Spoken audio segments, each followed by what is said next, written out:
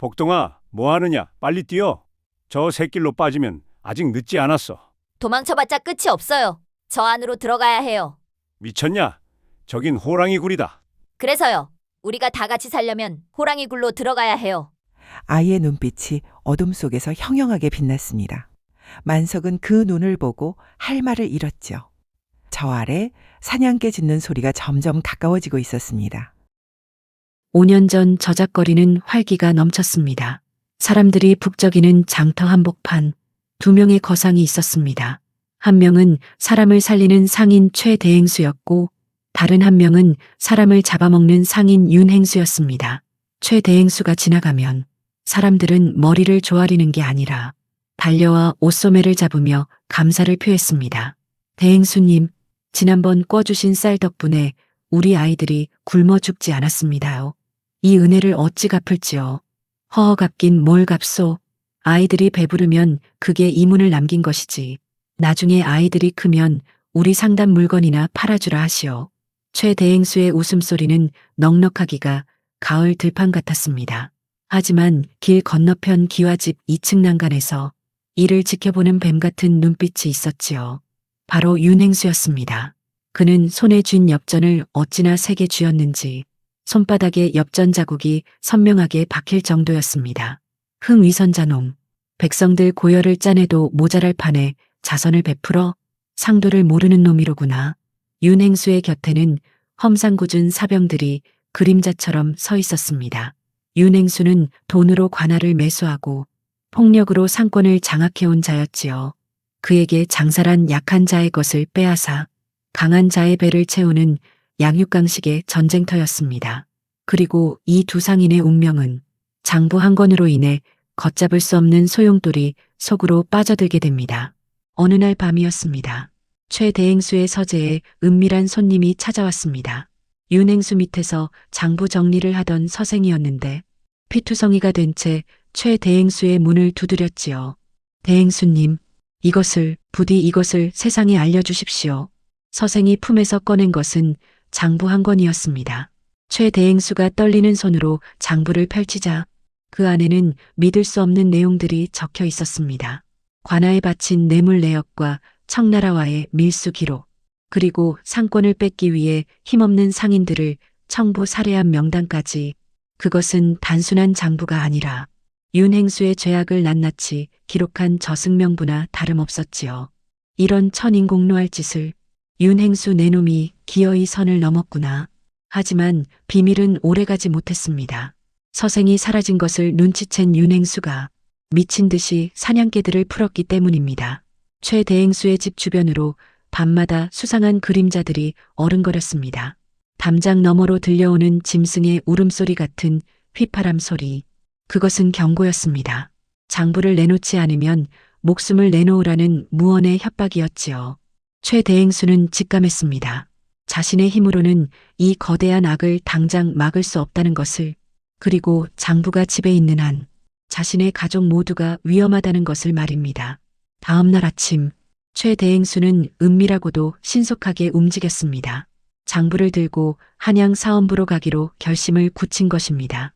하지만 떠나기 전 그는 만약을 대비해 가장 중요한 증거를 따로 숨기기로 했습니다. 한양으로 가는 길은 멀고 험하니 자신의 품조차 안전하지 않다고 판단한 것이지요. 그는 어린 아들 최겸을 데리고 뒷산 청년사로 향했습니다.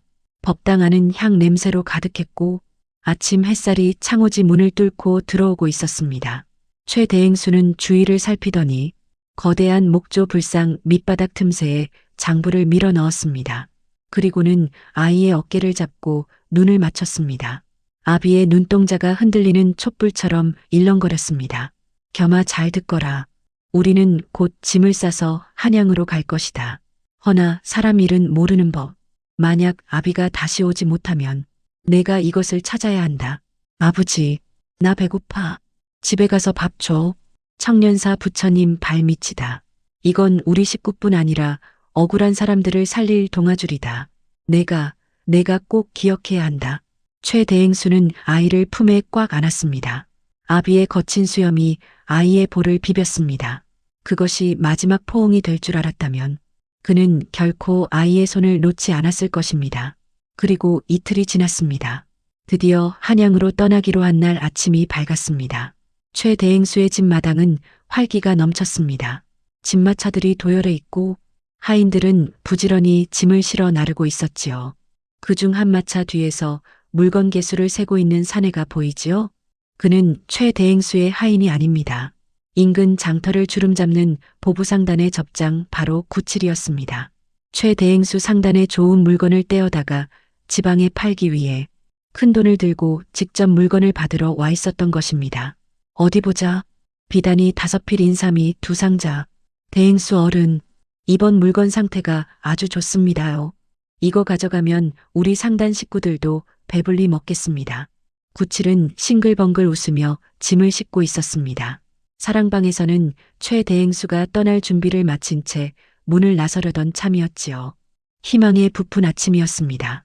하지만 그 평화는 단 한순간에 산산조각이 났습니다. 쾅, 쾅, 쾅. 대문을 부서질 듯 두드리는 최 대행수의 사병들이 긴장하며 칼을 뽑아들었습니다. 윤행수의 왈패 들릴 거라 생각했으니까요. 누구냐? 감히 대행수님의 행차를 막느냐? 하지만 열린 대문 틈으로 들어온 것은 왈패들이 아니었습니다. 붉은색 관복을 입은 포졸들과 육모방망이를 든 관군들이었습니다. 최 대행수의 눈이 휘둥그레졌습니다. 사병들은 관군을 보고 주춤거릴 수밖에 없었지요. 나라님 군대에게 칼을 겨누면 그게 바로 반역이 되니까요. 역적 최가는 오라를 받아라. 암거래로 국고를 빼돌리고 영모를 꾀한 죄. 내 놈이 알렸다. 영모라니요. 한양으로 떠나려던 그 찰나의 순간 퇴로가 막힌 것입니다. 최 대행수의 손에서 단검이 힘없이 떨어졌습니다. 곧이어 윤행수의 사병들이 뒤따라 들어와 닥치는 대로 칼을 휘둘렀습니다. 쟁, 쟁. 평화롭던 아침마당은 순식간에 붉은 피로 물들었습니다. 이놈들, 이게 무슨 짓이냐? 나는 억울하다. 사또를 뵙게 해다오. 그러나 대답 대신 날아온 것은 몽둥이 찜질이었습니다. 마당 구석 집마차 뒤에 숨어있던 구칠은 입을 틀어막았습니다. 오로지 거래를 위해 왔다가 생지옥을 목격한 셈이지요. 그때 혼란한 틈을 타 안채에서 유모가 아이 하나를 안고 뛰쳐나오다 칼을 맞고 쓰러졌습니다. 강보에 쌓인 아이가 바닥으로 굴러떨어졌습니다. 최 대행수의 아들 최겸이었습니다. 구칠의 눈에 핏발이 섰습니다. 자신에게 늘 좋은 물건을 대주던 은인 같은 거래처의 멸망, 그리고 그 핏줄의 위기. 구칠은 상인의 입속이 아니라 인간의 도리를 택했습니다. 그는 집마차 밑을 기어 잽싸게 아이를 낚아챘습니다. 포승줄에 묶여 끌려가던 최 대행수가 그 찰나의 순간을 목격했습니다. 구칠, 자네인가? 제발 내 아들만은 살려주게. 최 대행수는 일부러 관군들을 향해 몸을 날리며 시선을 끌었습니다. 그 틈에 구칠은 최겸을 품에 안고 개구멍을 통해 뒷산으로 내달렸습니다. 등 뒤에서 들려오는 거래처 주인의 비명소리가 구칠의 가슴을 난도질했지만 그는 이를 악물고 산을 향해 뛰었습니다. 다시 그 비 내리는 밤 죽음의 추격전으로 돌아갑니다. 구칠은 뛰고 또 뛰었습니다. 숨이 턱끝까지 차올라 폐가 찢어질 것 같았지만 멈출 수 없었습니다. 진흙탕 산길 한치 앞도 보이지 않는 어둠이었습니다. 뒤에서는 윤행수의 사병들이 풀어놓은 사냥개들이 지저대고 있었지요. 도련님 조금만 참으세요. 제발. 그때였습니다. 번쩍하고 천둥이 치던 그 순간 구칠이 젖은 낙엽을 밟고 미끄러졌습니다. 쿠당탕. 그 충격으로 구칠의 품에 있던 강보가 튕겨져 나갔습니다. 하필이면 가파른 비탈길이었습니다. 작은 몸뚱어리가 대구르르 굴러 어둠 속 덤불 아래로 사라져갔습니다. 도련님, 겸 도련님. 구칠이 피투성이가 된 다리를 질질 끌며 비탈길을 내려가려 했습니다. 하지만 바로 위쪽 길에서 횃불 불빛이 어른거렸습니다. 추격되었습니다. 지금 소리를 내거나 불을 켜면 아이도 자신도 죽은 목숨. 구칠은 입술을 피가 나도록 깨물며 덤불 속에 몸을 숨겨야 했습니다. 눈앞에서 거래처 주인의 핏줄을 놓친 그 심정. 창자가 끊어지는 고통이 바로 이런 것 아니겠습니까? 비탈 아래 가시덤불 속 3살 최겸은 기절한 듯 미동도 없었습니다. 차가운 빗물이 아이의 얼굴을 때리고 이름 모를 산짐승들의 울음소리가 아이를 에워쌌습니다. 세상에 홀로 남겨진 핏덩이. 이 아이의 운명은 여기서 끝나는 것일까요? 다음 날 아침 비가 그친 숲속에 안개가 자욱했습니다. 그 고요를 깨고 바스락거리는 소리가 들렸습니다. 허름한 베옷을 입고 등에는 낡은 활을 맨 사내. 바로 묘직이 만석이었습니다. 그는 원래 조선 최고의 착호갑사였으나 어떤 사연인지 세상과 담을 쌓고 무덤이나 지키며 살고 있었지요. 이런 깊은 산 중에 멧돼지 새끼라도 굴러떨어졌나? 냄새가 비릿한 것이 만석이 덤불을 헤치자 그곳엔 짐승이 아니라 아이가 있었습니다. 입술이 파랗게 질린 채 오들오들 떨고 있는 3살 아이. 보통 아이라면 울고불고 난리가 났겠지만 이 녀석은 눈을 동그랗게 뜨고 만석을 빤히 쳐다보고 있었습니다. 그 눈빛이 어찌나 맑고 깊은지 호랑이 눈을 마주하고도 떤 적 없던 만석이 흠칫 놀랄 정도였지요. 이 녀석 보게. 눈빛이 상군 새끼 마냥 형형하구나. 내 놈 살 운명인가 보다. 만석은 투박한 손으로 아이를 안아 올렸습니다. 따뜻한 체온이 전해지자 그제야 아이는 긴장이 풀린 듯 만석의 품에 얼굴을 묻고 깊은 잠에 빠져들었습니다. 그런데 만석이 아이의 강보를 풀어 헤치다 멈칫했습니다. 강보 안쪽에 수놓아진 글자가 눈에 들어온 것입니다. 최가겸. 만석의 눈이 번뜩였습니다. 최가라. 설마 어젯밤 역적으로 몰려 멸문당했다는 그 최대행수 집안? 이 녀석이 그 집 아들이란 말인가? 만석은 고민에 빠졌습니다. 역적의 자식을 거두면 자신도 무사하지 못할 터. 하지만 아이를 버리자니 품에서 새근새근 잠든 작은 숨소리가 가슴을 찔렀습니다. 한참을 망설이던 만석이 이를 악물었습니다. 에인 모르겠다. 어차피 세상과 담쌓고 사는 놈이다. 지옥에 갈 거 뭘 더 무서워하겠느냐. 대신 만석은 강보를 불에 태워버렸습니다. 그리고 아이를 내려다보며 중얼거렸습니다. 오늘부터 내 이름은 복동이다. 최겸이란 이름은 잊어라. 그 이름은 너를 죽일 테니 복동아, 복받을 놈아. 이 산속에서 아비 없는 자식으로 살아라. 세상이 버린 아이와 세상을 버린 사내. 기묘한 부자의 인연은 그렇게 시작되었습니다. 그리고 만석은 결심했습니다. 이 아이의 정체가 탈로 날까? 절대로 마을 근처에는 얼씬도 하지 않겠다고 말입니다. 그로부터 5년이라는 세월이 흘렀습니다. 강산이 절반은 변했을 시간이지요. 복동은 이제 8살이 되었습니다. 하지만 평범한 8살이 아니었습니다. 만석의 등 너머로 산을 배운 복동은 다람쥐처럼 날쌔습니다. 당신이 만약 숲속에서 이 아이를 본다면 깜짝 놀랄 겁니다. 가파른 바위벽을 맨손으로 오르고 바스락 소리만 듣고도 뱀인지 토끼인지 알아맞혔으니까요. 하지만 더 놀라운 건 따로 있었습니다. 복동은 흙바닥에 나뭇가지로 무언가를 계속 쓰고 지웠습니다. 그것은 그림이 아니라 숫자였습니다. 만석이 장터에서 주워온 찢어진 산악책 한 권. 복동은 그걸 너덜너덜해질 때까지 읽고 또 읽어 스스로 셈법을 터득한 것입니다. 복동아, 멧돼지 5마리에 새끼가 4씩 딸렸다. 다 합치면 몇 발자국이냐? 발굽은 4개씩이니 20마리 80개예요. 아버지, 허허, 저놈 머릿속에는 주파날이 들어있나? 산사람이 셈을 해서 못에 쓴다고. 만석은 혀를 찼지만 속으로는 아이의 천재성에 전율했습니다. 최대행수의 피는 속일 수 없었던 것이지요. 상인의 감각과 사냥꾼의 야성. 복동은 그 2가지를 모두 흡수하며 무서운 속도로 자라나고 있었습니다. 어느 날 저녁 오두막에서 복동이 만석에게 졸랐습니다. 5년 동안 산속에만 갇혀 살았던 아이였습니다. 책에서 읽은 장터라는 곳이 얼마나 궁금했겠습니까? 아버지, 내일 5일장이래요. 저도 데려가 주세요. 딱 한 번만요. 사람 구경 좀 하게요. 안 된다. 산에서 나면 안 돼. 왜요?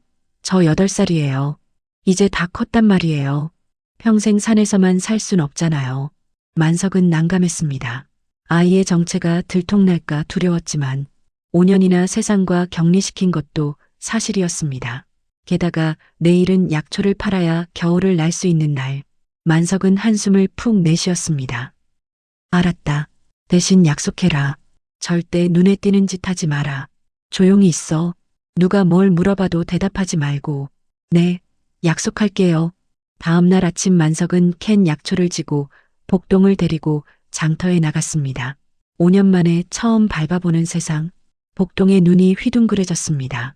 하지만 그 호기심은 곧 분노로 바뀌었습니다. 시장 한복판 윤행수 상단의 환전상들이 늙은 할머니를 상대로 사기를 치고 있었기 때문입니다. 아이고 할망구, 셈이 틀렸다니까 그러네. 쌀 2말에 엽전단량을 줬으니 거스름 돈은 푼돈 2잎이면 맞다니까. 아니요. 아무리 생각해도 이게 아닌데. 내 쌀이 얼만디. 사람들이 웅성거렸지만 윤행순의 왈패들이 무서워 누구도 나서지 못했습니다. 그때였습니다. 군중을 해치고 작은 아이가 앞으로 튀어나갔습니다. 복동이었습니다. 만석과의 약속 따위는 이미 머릿속에서 사라진 뒤였지요. 틀렸어요. 뭐야? 이 거지 같은 꼬맹이는? 쌀 시세가 한 말에 성냥 2마리면 6냥. 할머니가 단량을 냈으니 외상이 한 냥이죠.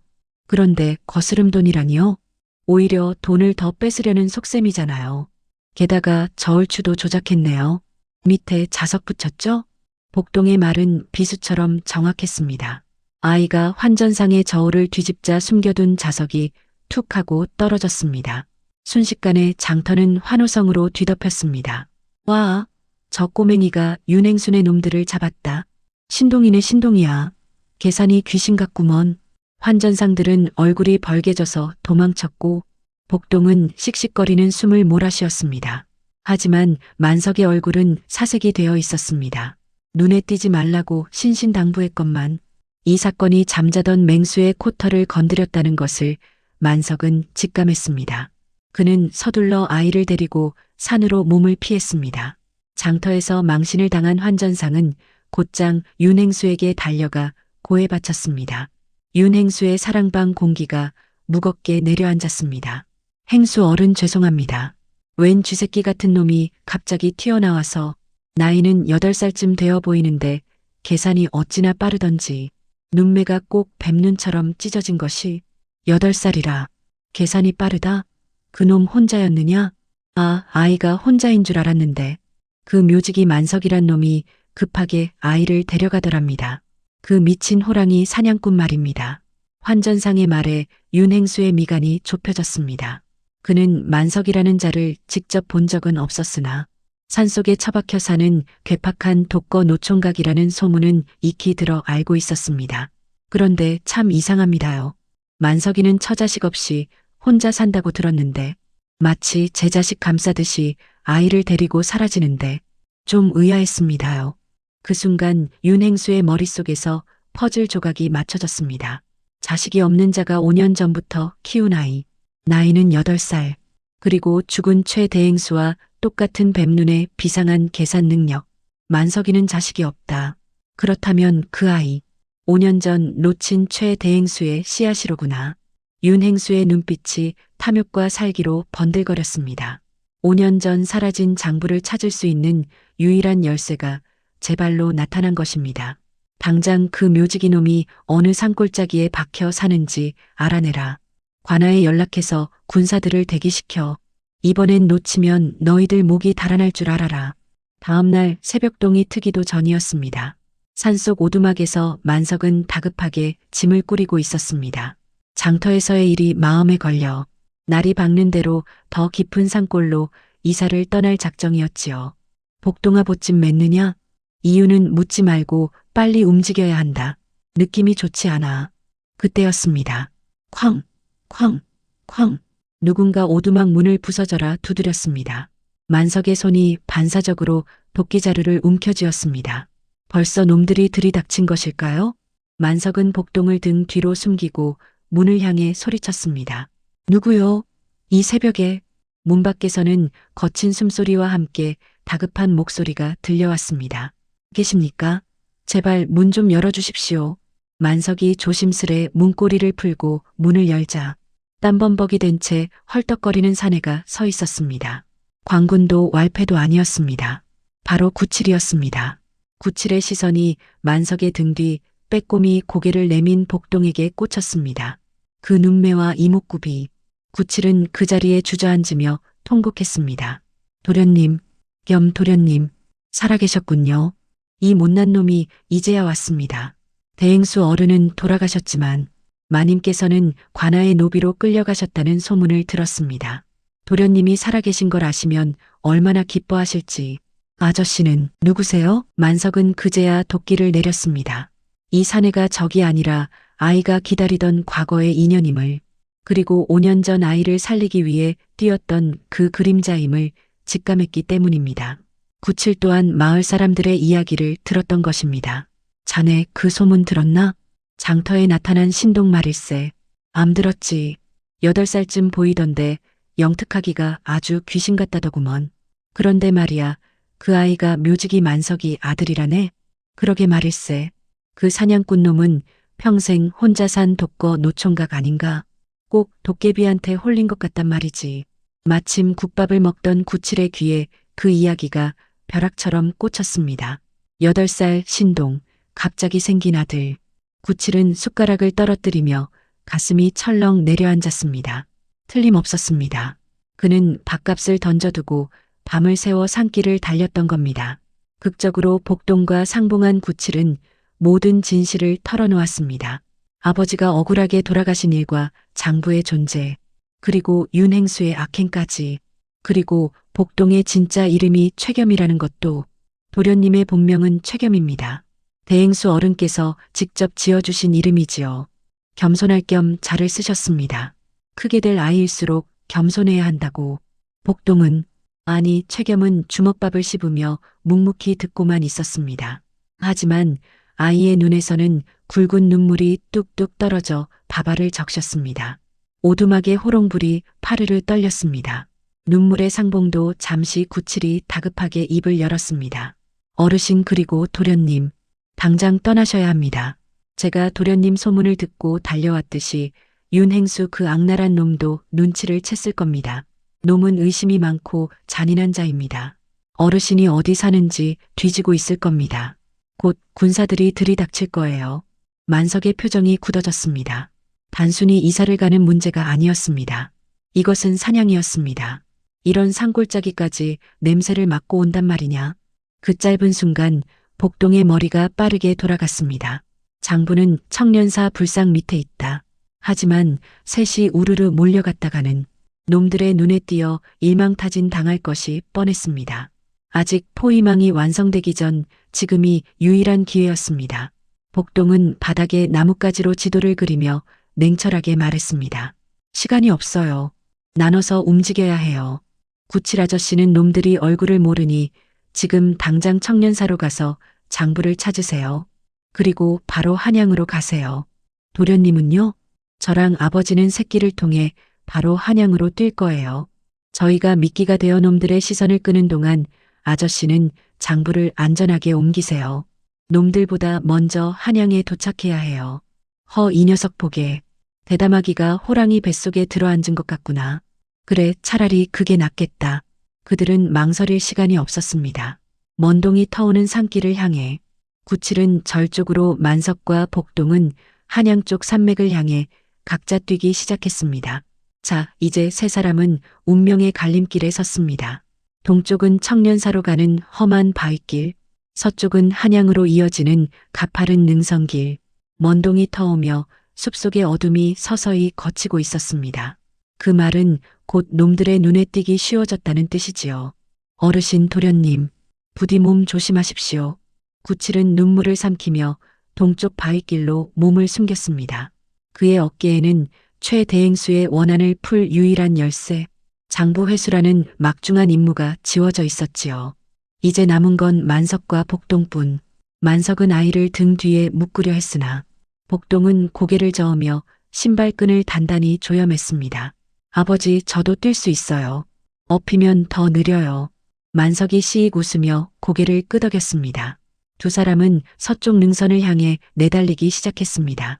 복동의 몸놀림을 보십시오. 만석의 등 뒤에서만 잘한 줄 알았더니 바위를 타고 나무 뿌리를 밟는 솜씨가 마치 산짐승 새끼처럼 날렵하지 않습니까? 두 사람은 순식간에 능선을 타고 올라갔습니다. 두 사람의 속도는 빨랐습니다. 이대로라면 놈들을 따돌리고 한양으로 가는 길목에 먼저 도착하는 것은 식은 죽 먹기처럼 보였지요. 만석과 복동은 숨을 고르기 위해 높은 바위 벼랑 위에 멈춰 섰습니다. 그리고 무심코 산 아래를 내려다보았지요. 그런데 그들의 눈앞에 펼쳐진 광경은 충격적이었습니다. 저 산기슭을 새카맣게 메운 횃불의 행렬이 저게 다 뭐란 말이냐? 전쟁이라도 난게냐? 그것은 단순한 추격대가 아니었습니다. 윤행수의 사병 수십 명뿐만 아니라 관아의 포졸들까지 합세하여 산 전체를 에워싸고 있었습니다. 마치 토끼몰이를 하듯 촘촘한 그물망을 펼치며 죄어오고 있었지요. 산등성이마다 붉은 옷을 입은 포졸들이 깔려 있었고 사냥개들의 짖는 소리가 산 전체를 울리고 있었습니다. 복동아, 서둘러야겠다. 놈들 숫자가 너무 많아. 포위망이 완성되기 전에 뚫고 나가야 한다. 만석은 다시 뛰려 했습니다. 하지만 복동은 움직이지 않았습니다. 아이는 저 아래 끝없이 밀려오는 적들을 내려다보며 머릿속으로 무언가를 빠르게 계산하고 있었습니다. 만석과 복동이 멈춰 선 곳은 바로 귀곡 입구였습니다. 사람들이 호랑이 굴이라 부르며 얼씬도 하지 않는 금지된 땅. 만석은 다급하게 복동의 팔을 잡아 끌었습니다. 이 녀석아, 뭐 하느냐? 조금만 더 가면 옆 마을로 넘어가는 샛길이다. 우리가 더 빠르니 충분히 도망칠 수 있어. 하지만 복동은 요지부동이었습니다. 아이는 차갑게 가라앉은 눈으로 입구 앞에 서 있는 낡은 편말을 응시했습니다. 그리고 입을 열었습니다. 아버지, 멈추세요. 계산을 다시 해야겠어요. 뭐라? 지금 놈들이 코앞까지 왔는데 계산 타령이냐? 우리가 빠르니 한양까지 갈 수는 있겠죠. 하지만 가는 길에 있는 마을마다 저렇게 광군이 깔려 있다면요? 한양 문턱을 밟기도 전에 잡힐 확률이 9할이 넘어요. 골짜기 입구에는 음산한 바람이 불어와 두 사람의 옷자락을 흔들었습니다. 복동의 눈빛이 흔들림 없이 만석을 향했습니다. 복동은 바닥에 나뭇가지로 셈을 하며 냉철하게 상황을 설명했습니다. 그것은 8살 아이의 말이 아니라 전장을 지휘하는 장수의 브리핑 같았지요. 그리고 설령 한양에 도착한다 해도 문제입니다. 보세요. 관아의 군대까지 움직였어요. 저들이 우리를 먼저 역적이나 살인자로 몰아세우면 우리는 장부를 꺼내보기도 전에 옥에 갇힐 거예요. 법은 멀고 주먹은 가까우니까요. 만석은 말문이 막혔습니다. 틀린 말이 하나도 없었기 때문입니다. 도망쳐서 해결될 일이 아니라는 것을 뼈저리게 느끼고 있었지요. 도망은 답이 아니에요. 판을 뒤집어야 해요. 적이 몰려오는 윤행수의 사병들, 놈들의 이빨과 발톱이죠. 여기서 저 병력을 괴멸시켜야 해요. 그래야 윤행수의 힘이 빠지고 우리가 살 길도 열려요. 복동이 손가락으로 어두컴컴한 귀곡의 안쪽을 가리켰습니다. 저 안으로 놈들을 유인해요. 호랑이가 사는 이 지형을 이용해서 우리가 놈들을 사냥하는 거예요. 그게 지금 이 상황에서 유일하게 승산이 있는 셈법입니다. 만석은 전율했습니다. 호랑이 굴을 사지가 아니라 승부처로 본 아이의 대담함, 그리고 적의 세력을 약화시키겠다는 전략적 판단. 만석의 가슴속에서 사냥꾼의 본능이 꿈틀거렸습니다. 만석의 입가에 묘한 미소가 번졌습니다. 그는 등 뒤에 메고 있던 낡은 활을 고쳐맸습니다. 허허, 내 놈 셈법이 참으로 무시무시하구나. 그래, 내 말이 맞다. 평생 도망만 다닐 수는 없는 노릇이지. 두 사람은 망설임 없이 귀곡 안으로 발을 들여놓았습니다. 음습한 안개가 그들을 삼켰습니다. 골짜기 안은 좁고 길었으며 양옆은 깎아지른 절벽이었습니다. 만석의 눈이 바쁘게 움직였습니다. 5년 전 자신이 은퇴하기 전에 심심풀이로 설치해 두었던 낡은 함정들의 흔적을 찾기 위해서였지요. 복동아, 저 위쪽 바위가 보이느냐? 내가 예전에 만들어둔 낙석 덫이다. 줄만 연결하면 쓸 수 있겠어. 너는 저쪽 나무 위로 올라가서 놈들을 유인해라. 만석은 녹슨 솜씨를 다시 꺼내 들었습니다. 끊어진 줄을 잇고 낙엽으로 함정을 덮었습니다. 복동은 작은 몸을 이용해 바위 틈새와 나무 위를 오가며 지형을 완벽하게 파악했습니다. 여기 병목 구간이에요. 놈들이 여기서 뭉칠 거예요. 여기에 아버지가 덫을 놔주세요. 제가 놈들을 이리로 몰아올게요. 환상의 호흡이었습니다. 아비는 덫을 놓고 아들은 전장을 설계했습니다. 그리고 잠시 후 골짜기 입구에서 웅성거리는 소리가 들려왔습니다. 드디어 먹잇감들이 제 발로 걸어 들어온 것입니다. 이 쥐새끼들이 감히 귀국으로 숨어? 겁먹지 마라. 호랑이는 옛날에 씨가 말랐다. 들어가서 목을 베어오는 자에게 포상금 100냥을 주겠다. 탐욕에 눈먼 자들이 함정 속으로 발을 내디뎠습니다. 어둠 속에서 만석이 활시위를 당기며 숨을 죽였습니다. 자, 이제 사냥이 시작됩니다. 귀국의 내부는 서늘했습니다. 이곳은 본래 상군이 새끼를 치는 예민한 영역이었습니다. 그래서 사람들이 귀국이라 부르며 발길을 끊었던 것이지요. 마치 저승의 입구처럼 차가운 냉기가 감돌고 있었습니다. 만석과 복동은 절벽 중턱 덩굴로 가려진 작은 틈새에 몸을 숨겼습니다. 아래를 내려다보는 두 사람의 눈빛이 어둠 속에서 번뜩였습니다. 잠시 후 저벅저벅 고요를 깨고 수십 명의 발자국 소리가 울려 퍼졌습니다. 윤행수의 사병들과 관아의 포졸들이었습니다. 그들은 승리의 도취에 있었습니다. 맹렬하게 지저대는 사냥개들을 앞세워 협곡 깊숙이 들어오고 있었지요. 어디로 숨었느냐, 쥐새끼들아. 나와서 무릎 꿇으면 목숨만은 살려주마. 그들의 고함 소리가 메아리쳐 울렸지만 돌아오는 건 침묵뿐이었습니다. 사병들은 불안한 듯 주위를 두리번거렸습니다. 이상하지 않습니까? 분명히 발자국은 이곳으로 이어졌는데 사람 그림자 하나 보이지 않으니 말입니다. 사냥개들이 무언가 냄새를 맡은 듯 킁킁거리며 안쪽으로 줄을 당겼습니다.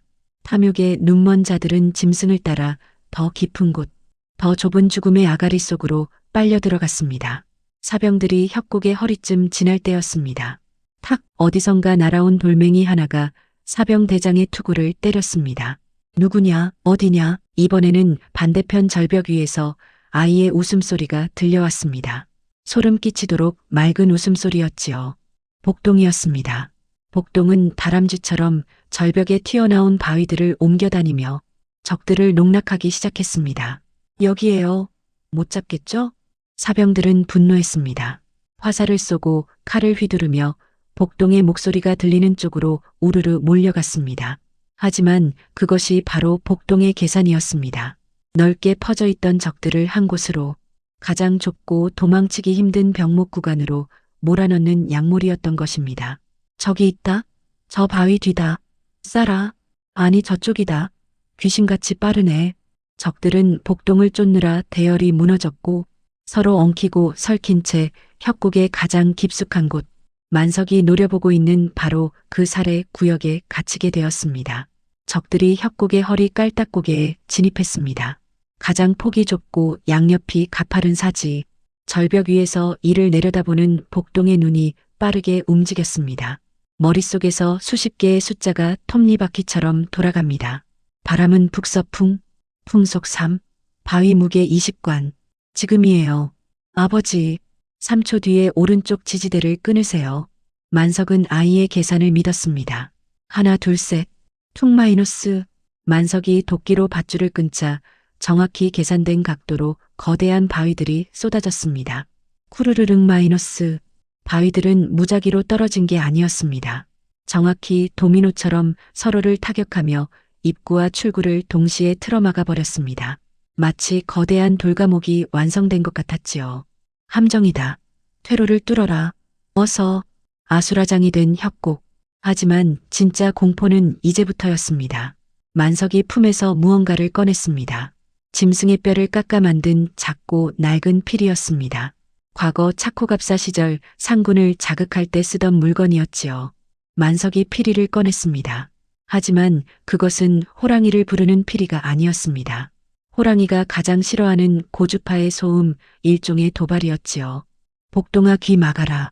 상군이 화가 많이 날 게다. 삐잉 마이너스. 고막을 찢는 듯한 소리가 협곡을 타고 증폭되어 울렸습니다. 복동의 계산대로 이 협곡은 소리가 모이는 깔때기 구조였습니다. 그리고 그 소리의 끝은 바로 상군의 낮잠을 방해하는 동굴 입구로 향해 있었지요. 귀로 들리는 소리가 아니었습니다.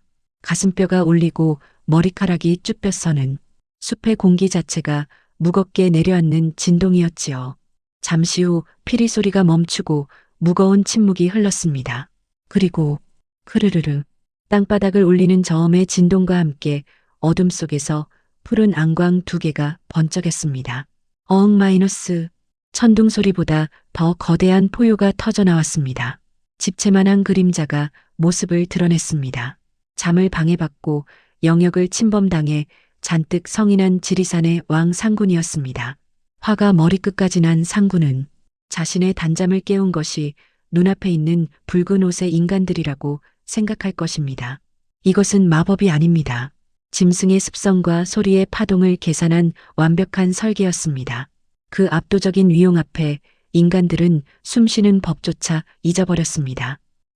호랑이다, 상군이다, 사람 살려. 그 다음은 싸움이 아니었습니다. 일방적인 사냥 아니 학살이었습니다. 퇴로는 막혔고 좁은 협곡은 도망칠 곳 없는 지옥이 되었습니다. 호랑이가 앞발을 한번 휘두를 때마다 장정들이 낙엽처럼 날아갔습니다. 총통을 쏘려던 포졸은 방아쇠를 당기기도 전에 목이 물려 끌려갔고 창을 든 사병들은 공포에 질려 뒷걸음질 치다 서로 엉켜 넘어졌습니다. 비명과 포효뼈가 부서지는 소리가 뒤섞여 귀곡을 가득 채웠습니다. 문 열어. 바위 치워. 제발. 만석과 복동은 절벽이 틈새에서 이 참상을 내려다보고 있었습니다. 복동의 눈이 파르르 떨렸습니다. 자신의 계산대로 이루어진 복수였지만 그 결과는 생각보다 훨씬 참혹했기 때문입니다. 만석이 아이의 눈을 손으로 가려주었습니다. 보지 마라. 이게 놈들이 자초한 업보다. 윤행수의 힘이었던 사병 집단은 그렇게 자신들이 얕잡아 보았던 자연의 힘 앞에서 허무하게 무너져 내렸습니다. 아비규환 속에서 사병 대장만이 용케 살아남았습니다. 동료들을 방패막이 삼아 바위 틈으로 기어오르고 있었지요. 그의 눈은 살기로 뒤집혀 있었습니다. 저 위 만석과 복동이 있는 곳을 노려보면서 말입니다. 내 이놈들, 내 기필코 너희를 길동무로 삼겠다. 대장이 품에서 칼을 꺼내 복동을 겨눴습니다. 절체절명의 순간. 하지만 만석이 더 빨랐습니다. 피잉 마이너스. 만석의 활시위를 떠난 화살이 대장의 어깨를 관통했습니다. 으악! 칼을 떨어뜨린 대장이 비틀거리며 중심을 잃었습니다. 그리고 그 떨어진 곳은 피 맛을 보고 흥분한 호랑이의 바로 코앞이었습니다. 호랑이와 대장의 눈이 마주쳤습니다. 그것이 그의 생애 마지막 기억이었습니다. 상황이 종료되었습니다. 협곡은 다시 고요해졌지만 그 고요는 죽음의 냄새로 가득 차 있었습니다. 만석은 피리를 다시 품에 넣고 복동을 업었습니다. 가자. 상군이 배가 불러 우리에겐 관심이 없을 게다. 뒷길 개구멍으로 빠져나간다. 두 사람은 피비린내 나는 지옥을 뒤로하고 반대편 작은 틈새를 통해 귀곡을 빠져나왔습니다. 이제 그들의 손에는 윤행수의 군대를 전멸시켰다는 무서운 승전보가 들려 있었습니다. 동이 트기 전 세상에서 가장 어두운 새벽녘이었습니다. 마을 우물가에 나온 아낙네들이 무심코 산 쪽을 바라보다가 비명을 삼켰습니다. 짙은 안개를 뚫고 내려오는 기괴한 그림자들 때문이었지요. 절뚝, 절뚝. 그것은 귀신이 아니라 사람이었습니다. 옷은 짐승의 발톱에 찢겨 너덜거리고 온몸은 피와 흙투성이인 죽은 줄로만 알았던 만석과 복동. 그들의 눈빛은 지옥을 보고 돌아온 자들만이 가질 수 있는 서늘하고도 뜨거운 안광을 내뿜고 있었지요. 만석이 아니냐? 사람들이 하나둘 모여들었습니다. 살아 돌아왔다는 안도감, 그리고 그 뒤에 감춰진 무시무시한 사연에 대한 호기심이 마을을 뒤덮었습니다. 만석은 사람들에게 둘러싸이자마자 윤행수의 사냥개들은 모두 죽었다. 상군이 그들의 탐욕을 심판했다. 그리고 지금쯤 한양 형조판서 대감의 손에 놈의 비리 장부가 들어갔을 것이다. 그 선언은 마른 들판에 떨어진 불씨와 같았습니다. 두려움이라는 족쇄가 풀리자 그 자리를 채운 것은 걷잡을 수 없는 분노였습니다. 누가 먼저랄 것도 없었습니다. 농부들은 괭이를 안악들은 낫을 들었습니다. 성난 민심의 파도가 윤행수의 기와집을 덮쳤습니다. 굳게 닫혀있던 대문이 우지끈 무너져 내리고 마당으로 쏟아져 들어간 사람들 앞에 윤행수가 서 있었습니다. 평생을 호랑이처럼 군림했던 그는 이제 성난 사자떼 앞에 놓인 살찐 쥐새끼에 불과했지요. 다음날 관아 쪽에서도 북소리가 울렸습니다. 한양에서 급파된 금부도사가 이끄는 광군들이었습니다. 윤행수와 결탁했던 사또는 이미 포박된 상태였지요. 어명이다. 탐관오리와 결탁하여 국고를 축내고 백성을 수탈한 죄인 윤가를 포박하라. 그리고 최겸 듣거라. 내 아비 최대행수의 영모 누명은 모두 벗겨졌다. 윤행수가 오라를 받고 끌려가는 그 순간 복동은 아니 이제 당당히 본명을 되찾은 최겸은 그 자리에 힘없이 주저앉았습니다. 평생을 짓눌러온 역적의 자식이라는 멍해가 깨지는 소리가 마치 얼음이 풀리는 계곡물 소리처럼 그의 가슴을 적셨습니다. 계절이 바뀌고 마을에는 다시 봄이 왔습니다. 구칠은 뿔뿔이 흩어졌던 상단 식구들을 모으고 관노로 끌려갔던 어머니도 되찾았습니다. 어머니와 아들이 서로를 부둥켜 안고 흘린 눈물이 마을 어귀의 흙바닥을 적셨습니다. 그 모습을 지켜보던 만석과 구칠도 눈시울을 붉혔지요. 최대행수의 상단이 재건된 날, 상단의 대청마루에는 세 사람이 둘러앉아 있었습니다. 구칠 아저씨는 셈이 밝으니 안 살림을, 아버지는 사람 보는 눈이 좋으니 바깥 일을 맡아주세요. 저는 어머니 모시고 셈 공부나 더 하렵니다. 허허 호랑이 굴에서 살아온 놈이 셈법은 무슨, 내 놈 머릿속이 이미 천하제일 계산기건을. 그나저나 이제 복동이라 부르면 안 되겠구나. 최겸 도련님? 아버지가 지어주신 이름인데요. 뭘? 아버지한테는 그냥 복동이에요. 평생? 세 사람의 웃음소리가 담장을 넘어 저작거리로 퍼져나갔습니다. 피보다 진한 정으로 묶인 새로운 가족. 호랑이 굴로 들어갔던 소녀는 이제 압니다. 진정한 상도란 이문을 남기는 것이 아니라 사람을 남기는 것임을. 그리고 그 사람을 지키기 위해서는 때로는 호랑이 굴이라도 뛰어들어야 한다는 것을 말입니다. 어떻습니까? 붓 대신 계산기를 칼 대신 용기를 들고 거학과 맞선 소년의 이야기. 지금 여러분의 삶 앞에도 도저히 넘을 수 없을 것 같은 호랑이가 버티고 있지는 않습니까? 하지만 기억하십시오. 두려움에 떨며 등을 보이면 먹잇감이 되지만 똑바로 눈을 뜨고 맞선다면 그 호랑이는 여러분을 더 높은 곳으로 이끌어줄 기회가 될 것입니다. 오늘 밤 편안한 잠 주무십시오. 이만 물러갑니다.